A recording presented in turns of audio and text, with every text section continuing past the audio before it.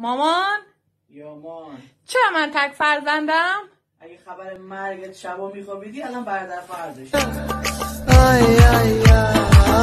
مامان من یه سوال از شما دارم. اگه نابینا باشی بخوای بگی به یکی بهت غذا بده چجوری میگی؟ آها. بعد اگه آب بخوای چی میگی؟ آها. بعد دستشویی بخوای بری؟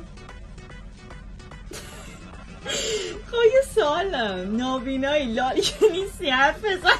خفش بیشور من اول متوجه سوالت نشدم. قربونت برم حرف بزن.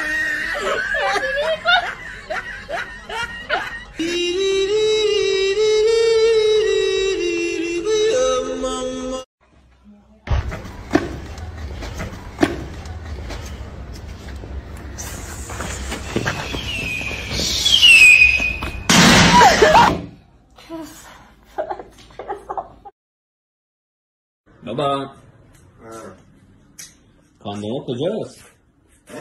کاندوم داریم؟ کاندوم دیگه چیه؟ کاندوم بده میخوام من بیرون الان با کسی کاندوم چی هست؟ کاندوم بابا کاندوم کاندوم نمیدونم چیه؟ کاپوت کاندوم اگه میدونستم چیه که تو همین جلو من نسته بود اینجوری گوخوری کنی که کاندوم میخواد که غلطی بکنی کسافت. خب بده دیگه الان برو گم شو زلت هم نمیکشی آشرا برو بخر.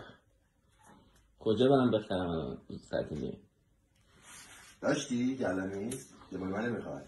مال تو رو بخوام مال من انداختم که یه گوه دیگه مثل تو پس نیافتی بیاد اینجا جلو من واسه برو گم شو. چالشه بابا چالشه